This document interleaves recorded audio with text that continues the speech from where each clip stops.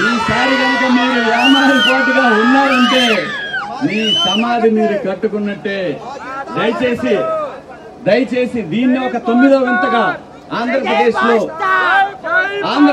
బిడ్డల భవిష్యత్తుని సమాధి చేశారని చెప్పి నవరత్నాలు ఎలాగైతే అన్నాడో అలాగే ఒక 9వ వింతగా ఈ ఆంధ్రప్రదేశ్ రాష్ట్రాన్ని ప్రపంచం చూడాల్సి ఉంటుంది.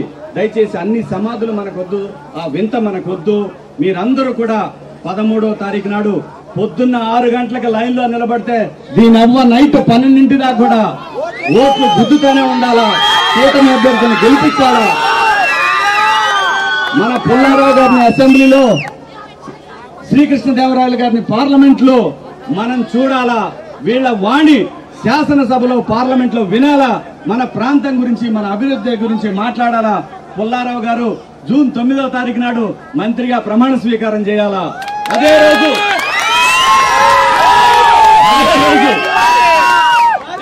రోజు ఈసారి కనుక మీరు యామారిపోటుగా ఉన్నారంటే మీ సమాధి మీరు కట్టుకున్నట్టే. దయచేసి దీన్ని ఒక 9వ వింతగా ఆంధ్రప్రదేశ్ బిడ్డల భవిష్యత్తుని సమాధి చేశారని చెప్పి నవరత్నాలు ఎలాగైతే అన్నాడో అలాగే ఒక 9వ వింతగా ఈ ఆంధ్రప్రదేశ్ రాష్ట్రాన్ని ప్రపంచం చూడాల్సి ఉంటుంది. దయచేసి అన్ని సమాధులు మనకొద్దు, ఆ వింత మనకొద్దు.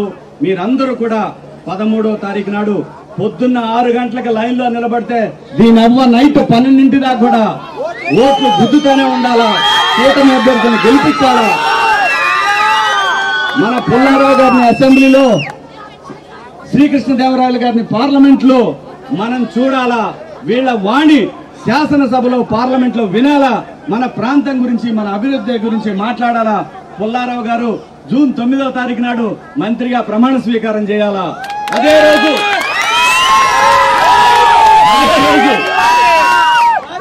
రోజు ఈసారి కనుక మీరు యామారిపోటుగా ఉన్నారంటే మీ సమాధి మీరు కట్టుకున్నట్టే. దయచేసి దీన్ని ఒక 9వ వింతగా ఆంధ్రప్రదేశ్ బిడ్డల భవిష్యత్తుని సమాధి చేశారని చెప్పి నవరత్నాలు ఎలాగైతే అన్నాడో అలాగే ఒక 9వ వింతగా ఈ ఆంధ్రప్రదేశ్ రాష్ట్రాన్ని ప్రపంచం చూడాల్సి ఉంటుంది. దయచేసి అన్ని సమాధులు మనకొద్దు, ఆ వింత మనకొద్దు. మీరందరూ కూడా 13వ తారీఖు నాడు పొద్దున్న 6 గంటలకు లైన్ లో నిలబడితే దీని అవ్వ నైట్ 12 దాకా కూడా ఓట్లు గుద్దుతూనే ఉండాలా, కూటమి అభ్యర్థిని గెలిపించాలా.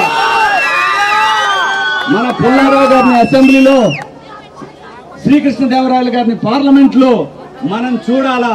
వీళ్ళ వాణి శాసనసభలో పార్లమెంట్ లో వినాలా. మన ప్రాంతం గురించి, మన అభివృద్ధి గురించి మాట్లాడాలా. పుల్లారావు గారు జూన్ 9వ తారీఖు నాడు మంత్రిగా ప్రమాణ స్వీకారం చేయాలా. అదే